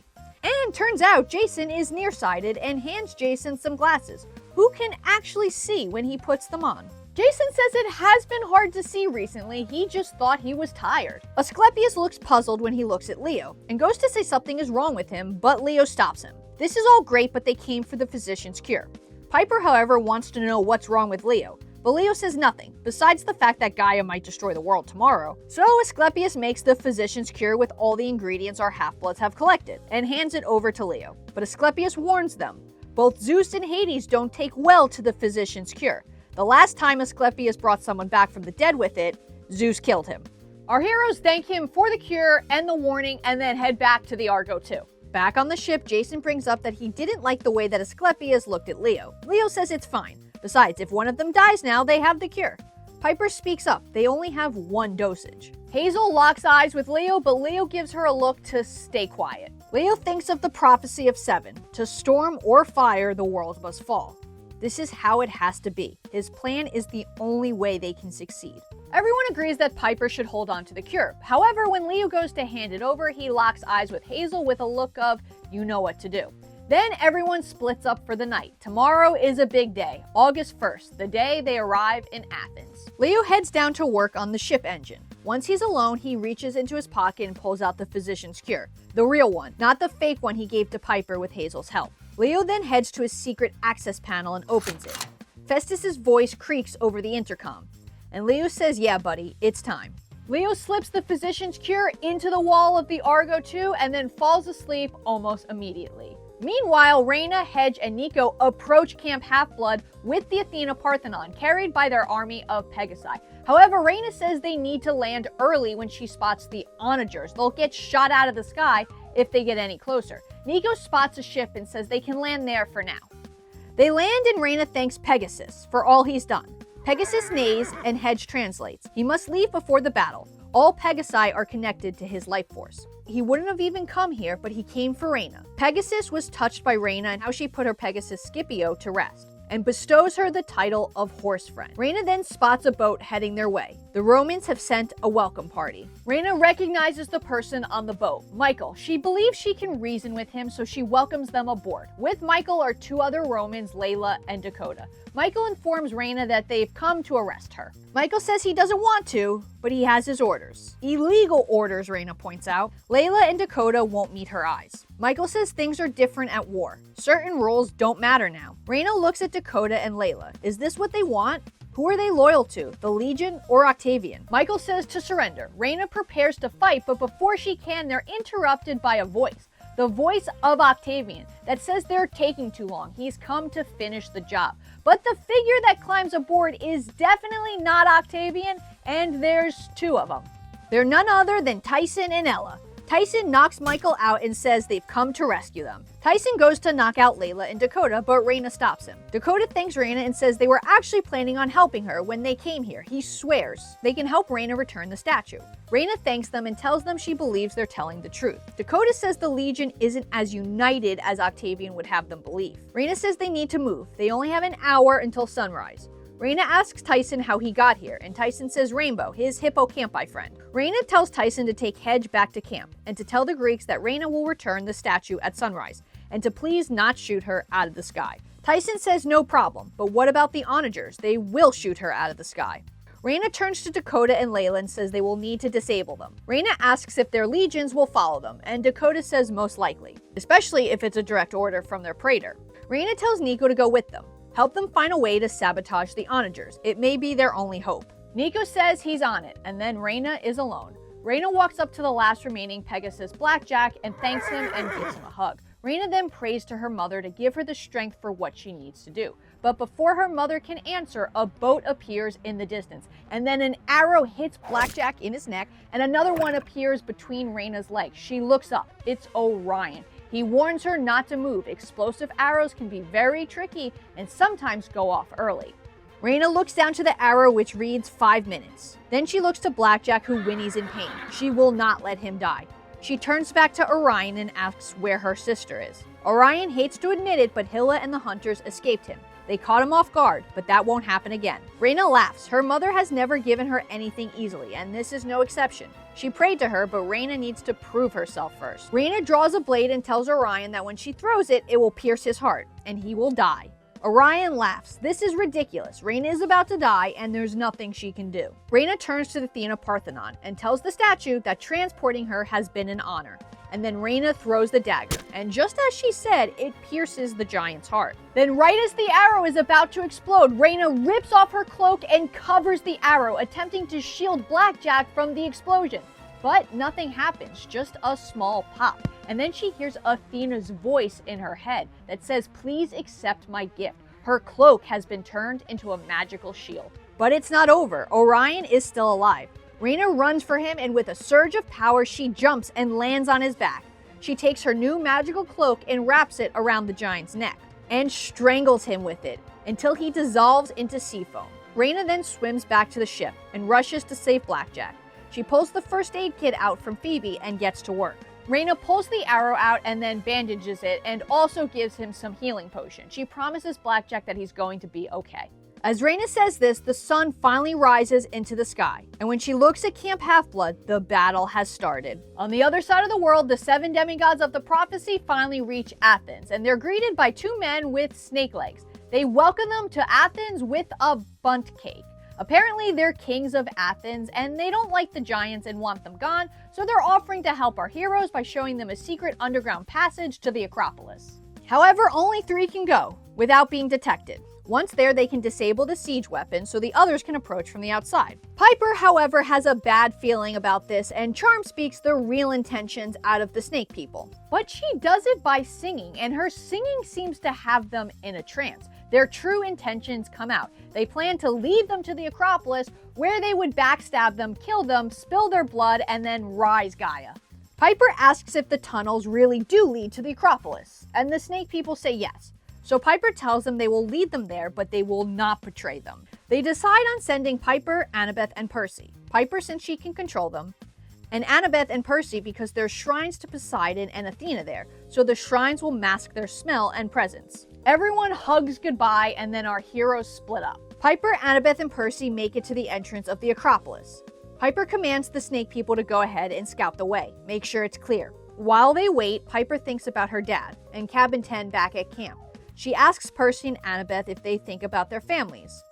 And Percy says yes, he hasn't seen his mom since his memory was wiped, and he also misses Tyson. Annabeth also says yes, with all that's happened, it's so stupid to resent family.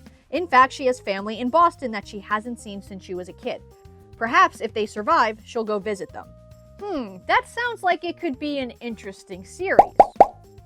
The snake people then come back and say the coast is clear, but they better hurry. The ceremony is almost complete. As they enter the bottom level of the temple, Annabeth notices markings of Poseidon. This is the place where the rivalry between their parents started. Percy then kisses Annabeth and declares that this is where the rivalry stops. He loves her, no matter what their parents say. Annabeth goes speechless but blushes. They peek out into the Acropolis. It's completely open. Annabeth asks how they're not going to get caught. Piper says she worked on a plan. When they look up, there's a swarm of bees. Frank, he's going to cover them, and Hazel is also going to make them appear as monsters with the mist. Annabeth and Piper will walk the perimeter, and Percy will scout the middle. Then they split up, and there's monsters everywhere. Piper slashes and kills what she can while also sabotaging weapons. All the while, cheering happens in the distance. Then the cheering stops and Piper hears a boom. She runs to the center and sees that Percy and Annabeth have been captured and are being squeezed to death by two giants. Porphyrion says, "Well done, Enceladus. This is just as they expected." Enceladus knew they would send Annabeth and Percy, and now blood will be spilled to wake the Earth Mother. Piper watches. They expected Percy and Annabeth, but not her. Like always, no one ever suspects a child of Aphrodite. Porphyrion begins the ceremony while drawing a knife. Piper looks at the sky, no sign of the Argo 2, so Piper doesn't think. She jumps from her place on the scaffolding. Piper lands in the center and cuts a giant's arm off. Being small and fast, she weaves between the giants, slashing and stabbing as she goes. She turns and looks at the giantess holding Annabeth, who goes to cut Annabeth. Piper screams, "Miss," and it works. The giantess stabs herself, but as Annabeth falls, she cuts herself, and when she lands on the ground, her blood spills, turning from red to gold. But Piper can't stop. She stabs the giantess with her frost sword, and the giantess freezes. A couple feet away, Percy has managed to escape from Enceladus. Porphyrion charges Piper, but Percy jumps in front of the attack and grabs the giant's spear, using his momentum against him and flips the giant. But their victory doesn't last long as Porphyrion gets up and swats Percy away like a fly. Porphyrion bellows in rage. "Fools! They cannot beat them! They do not have the help of a god!" Annabeth struggles to get to her feet, still bleeding. Percy also struggles to get up. Piper stares down the giant. She says she'll face them all on her own if she has to, but a voice says that's not necessary. And when Piper looks up, Jason is standing on a scaffolding, bathed in golden light. Frank is armed with his bow, and Hazel rides on Orion, followed by Leo flying the Argo 2 above the Acropolis. And then the battle really begins. Jason jumps on Porphyrion and blasts him with lightning. Leo starts firebombing from the Argo 2. Frank unleashes arrow after arrow. Hazel slashes monster after monster as she rides around on Orion. And even Percy and Annabeth have managed to rejoin the battle. Jason jumps down from the giant and he and Piper fight back to back. And surprisingly, they're actually winning. For once, life is pretty good, but it doesn't last for very long. Frank runs out of arrows, Hazel is knocked off Orion, and no matter what they do, the giants just regenerate. And eventually the 6 demigods are forced into a circle, and the Argo 2 is shot down from the sky, and the ship crashes. Jason cries Leo's name. Porphyrion laughs. Their fight is useless, and they just need one more thing. The giants look to Percy. Piper follows his gaze and gasps. She tries to warn Percy, but it's too late. A single drop of blood falls from Percy's nose onto the ground, which bubbles gold, and the Acropolis shakes. The Earth Mother has risen. But real quick, let's jump back in time a little bit and check in on how Nico is sabotaging Octavian's army. Nico tells Layla and Dakota to head to their cohorts and make a distraction. It's the only way Nico will be able to get close enough to the onagers to disable them. Nico then shadow travels to Half-Blood Hill and is barely able to stop himself from dissolving into shadows. Nico counts 6 onagers. There's no way he can disable them all in time. Dawn is almost here. Even if Nico could shadow travel again, he doesn't see how it would be possible. Then from the shadows, someone calls Nico's name, and Nico almost decapitates Will Solus. Thankfully, though, he does not. Nico asks, what is Will doing here? Is he crazy? Will says they're scouting the enemy. Will is with Lou Ellen and some other campers. Nico says he needs to go, and then goes to shadow travel away, but Will stops him. Will tells Nico under no circumstances is he allowed to shadow travel again. Will can practically sense the darkness radiating off him. Nico says he'll be fine, he has no choice. And Will once again scolds him and tells Nico they will help. Lou Ellen will use the mist to cover them, and they will all destroy the onagers. While Nico is being yelled at, he can't help but think, the son of Apollo is kinda hot. Nico tells Will fine. They can help, but they have to follow his lead. They manage to make it to the first onager before all chaos breaks loose at camp. Seems the Roman camp has been invaded by centaurs. Nico says, that would be his distraction. They go to the first onager and recalibrate it, but on their way to the second, they're caught. Will and Nico lead the guards away and knock them out, while the rest of the team recalibrates the second onager. But when they head to the third, there's an army waiting for them, so Nico summons some skeletons to even the playing field. This, however, almost knocks Nico out. Will catches him and says no more underworld stuff, but the skeletons did the trick and they're able to recalibrate the third onager. However, on the way to the fourth one, they are greeted by the entirety of the first cohort, and in front of them is none other than Octavian. And with him is an army of dog-headed monsters. They go to attack, but Will lets out such a high-pitched whistle, it actually forces the monsters to dissolve into the shadows. Octavian is not happy. He orders his men to go get the onagers ready. He wants them all fired simultaneously. Octavian asks why Nico would help the Greeks. They never helped him. They never offered him a spot at camp. Nico says he's helping both Greeks and Romans, and it doesn't matter. Nico never wanted a spot. When the war's over, he's leaving both camps for good. At this, Will gasps, why the heck would Nico do that? Nico says it's none of his business. Nico says he's never belonged. At this, Will stops Nico and calls him an idiot. He's the only one who thinks that. Camp Half-Blood never pushed Nico away. It was Nico that pushed them away. Octavian says be quiet. He is a descendant of Apollo and he will save Rome. Will says no, he is a son of Apollo and this isn't what the god wants.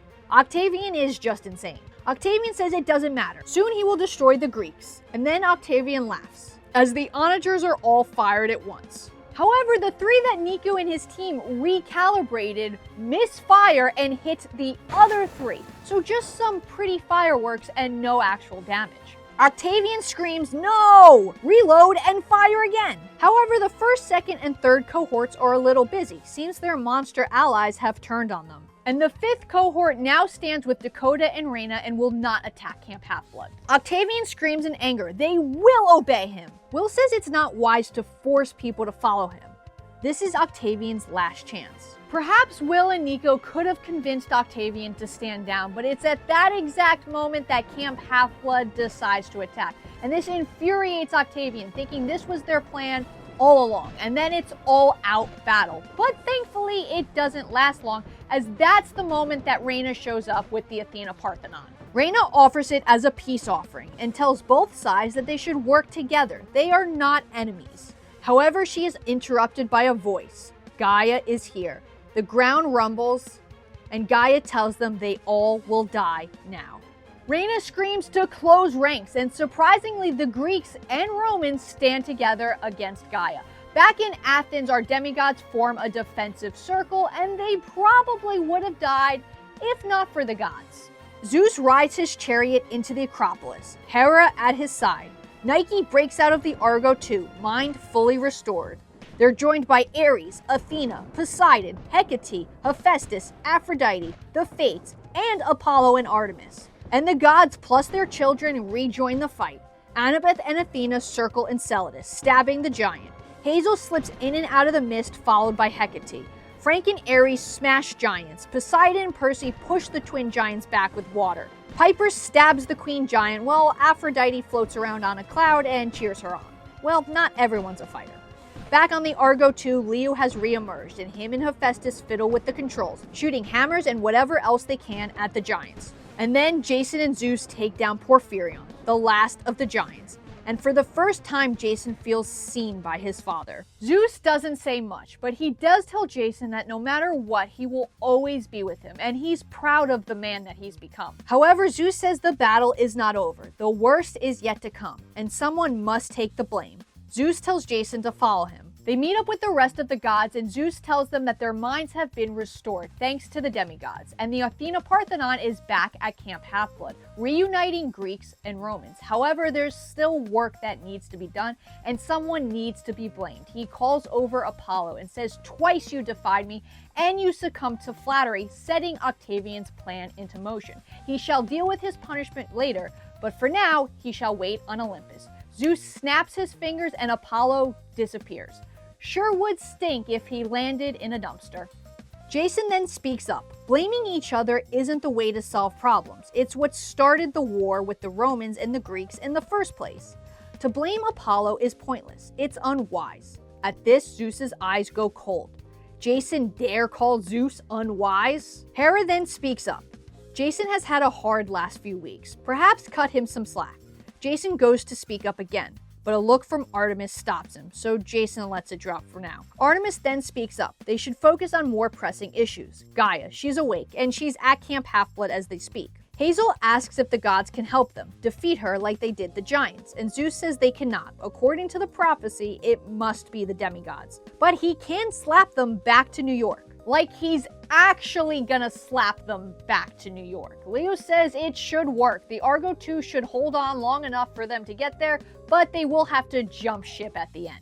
So the 7 climb aboard the Argo 2 for one last time. So they strap in and a giant Zeus flings them across the world. The ship is losing pieces left and right, but they manage to make it to Long Island. Leo screams, go, go, go, go, go. So Frank transforms into a dragon, grabs Hazel, Annabeth, and Percy, and flies off. Jason grabs Piper and goes to grab Leo, but Leo says, no, go without me. I have a plan. Jason wants to refuse, but he sees the determination in Leo's eyes. So he grabs Piper and flies away. He lands at Camp Half-Blood to see the Greeks and Romans fighting Octavian's monster army that has turned on Octavian and is now following Gaea. And immediately everyone joins in on the battle. Jason meets up with Reyna, who says it's about time. Frank and Reyna lead as praetors. Jason and Nico slash, and Piper and Annabeth fight together. Hazel rides on Orion. Percy leads the Greeks, and they begin to destroy the monster army. Nico tells Jason he has to leave, and then Nico runs off with Will. The demigods are winning, but soon a voice says it's foolish to fight.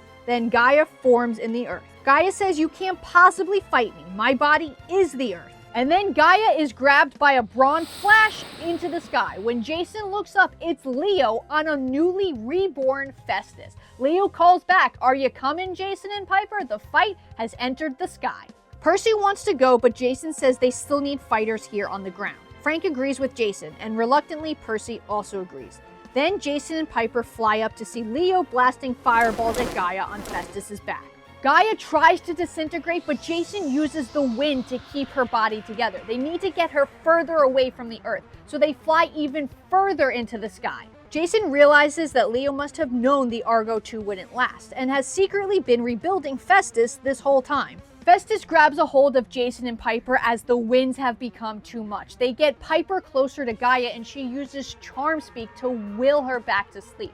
It actually works and the body solidifies, but now they need to get rid of her for good. Leo says he has a plan, and they need to go now. Piper says no, she has the cure. They need to do this together. Leo says they need to trust him, and then Festus drops Piper and Jason, and Festus goes up in flames, and Jason sees a comet collide with Festus, and the sky explodes in a golden explosion. While all this was happening, Nico had run off after Will said one word to him, Octavian. They find Octavian loading an onager with explosives and Imperial gold. Nico says he can't fire that, he'll kill Jason and Piper. Octavian says perfect, so long with the traitor Jason Grace. Will tries to explain it's not safe. Octavian says they can't stop him. He will be the savior of Rome. He will have all the glory. But then Nico and Will see something. Octavian's robes are stuck in the onager. Will tries to warn him, but Nico says no. Will, if he's made up his mind, there's nothing we can do. Nico should have been okay with Octavian's death, but as Octavian is flung through the sky and hits Gaea and explodes, Nico can't help but feel his heart sink. After the explosion, Jason and Piper were rescued from the sky, but Leo was nowhere to be seen. Both camps suffered several losses. Thanks to the explosion caused by Octavian and Leo's sacrifice, Gaea is no more. Not dead, but not able to form conscious thought. In some twist of fate, Octavian actually was the hero of Rome. The camps worked to honor the dead, with Nico leading the ceremonies. The remaining 6 demigods of the prophecy meet up on the porch of the big house. Piper cries over Leo. They got the physician's cure for nothing. Hazel then tells Piper to bring it out. The cure. And they see it's fake. Hazel explains how Leo asked her to use the mist to swap the fake for the real. Leo had this plan the whole time and insisted he needed to do it alone. Percy says then perhaps Leo found a way to take the cure. and if he ever comes back, they can take turns strangling him. This gets a laugh out of everyone. Over the next couple days, both camps work to rebuild and help the wounded. Nico hasn't seen Will since the battle, and can't help but think that maybe he sees Nico as a monster for letting Octavian sacrifice himself. Soon it's time for Camp Jupiter to return home. Both Raina and Frank agree that this will be the start of an alliance, a friendship between both camps. The new friends say goodbye to each other, and before leaving, Raina gives Nico a big hug, and Nico returns it. Hazel gives Nico a big hug and tells him she's been made Centurion of the 5th cohort. Nico says it's well deserved. Nico then tells Frank to keep an eye on his sister for him. Hazel asks if Nico wants to come with them to Camp Jupiter. Nico says thanks, but no. But not to worry, they'll see him again. Hazel then goes quiet, and Nico asks what's wrong. Hazel can't help but blame herself for Leo.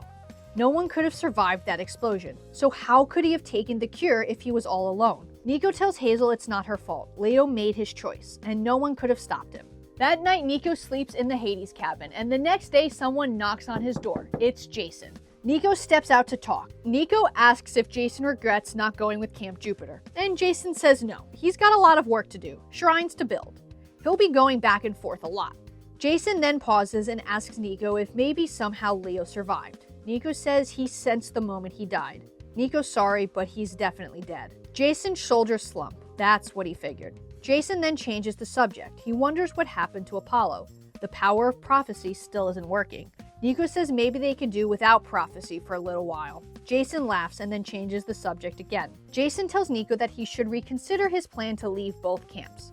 Nico tells Jason to save his argument. In fact, he's already decided to stay here at Camp Half-Blood. Jason smiles in excitement and goes to hug Nico, but stops himself and apologizes. Jason forgot Nico doesn't like to be touched. Nico smiles and says he can make an exception, so Jason pulls him into a big hug. Jason says this is excellent. They can eat together, they can team up for capture the flag, and so on. Nico just laughs and asks if Jason is trying to scare him away. Then something from the corner of Nico's eye catches his attention. It's Will Solis. Nico tells Jason, "Will you excuse me for one moment?" When Nico walks up to Will scolds the son of Hades with a "Where have you been?" And Nico is very confused. What does he mean? Will has been stuck in the infirmary since the battle, and Nico didn't even come by to offer help, or even just a hi. Nico is even more confused. Why would he want a son of Hades near sick people? Will says maybe to cut some bandages, or just offer a friendly face. Nico is even more confused. Him? A friendly face? Will asks if Nico still plans to leave, and Nico says no, actually, he's decided to stay. Will says good. He guesses Nico isn't as much of an idiot as he thought. And for some reason, Nico has butterflies in his stomach from Will calling him an idiot. Nico then hears laughter. He turns to see Percy and Annabeth. He tells Will he'll be right back. He swears on the river Styx. Nico walks over to Percy and Annabeth, and Percy tells Nico that both Percy and Annabeth are going to be in New York for their senior year, and then they're going to go to college together in New Rome. Nico says, "That's excellent. I'm super happy for you guys." Nico then says he needs to clear the air. See, Nico has had a crush on Percy since he was a little kid, but he's over it now, and really, Percy isn't even really his type. This absolutely stuns Percy. What do you mean, not your type? Annabeth laughs, so Nico gives her a high five and then walks back to Will. Meanwhile, Piper helped coordinate things between the Greeks and the Romans before Camp Jupiter was set to leave. Before leaving, Raina and Piper sit and talk, and thank each other for everything they've done. Piper tells Raina that no matter what, they are friends now, and Piper will always be there for her. Raina then leaves, but Piper is sure they will see each other again. Later that night, Jason and Piper sneak out to sit on the roof of Cabin 1. As they gaze at the stars, Jason tells Piper that he wanted to recreate the false memory that never happened. Jason then tells Piper that he believes Leo is okay. He's sure that Leo would have figured out a plan, and they will see him again. Jason and Piper continue to gaze at the sky. Meanwhile, very far away, Festus flies over the ocean with a very dead Leo. However, thanks to some nifty upgrades, Festus is able to administer the physician's cure, and Leo bolts upright with a "damn, being dead sucked." Leo checks Festus for damage, but the dragon is largely okay, but they will have to stop eventually to make some repairs. Leo checks the navigation, which is going haywire. However, this makes Leo happy. They're exactly where they need to be. When Festus descends out of the clouds, Ogygia comes into view. Leo and Festus land, and Calypso greets them with a "you're late." Leo responds with a "traffic was killer." Calypso promptly kisses him, and Leo asks if she'd like to get out of here. 5 minutes later, Leo, Calypso, and Festus are flying away from Ogygia to wherever destiny calls them. And that, Half-Bloods, is the conclusion to the Heroes of Olympus. Leo is okay, and our heroes save the world. But as I've hinted at many times, something is not going right with the prophecies. But that's for next time with the Trials of Apollo, the Hidden Oracle. But until then, let me know what your favorite part was of the Heroes of Olympus down in the comments below. And until next time, I'm signing off. And please, as always, stay safe.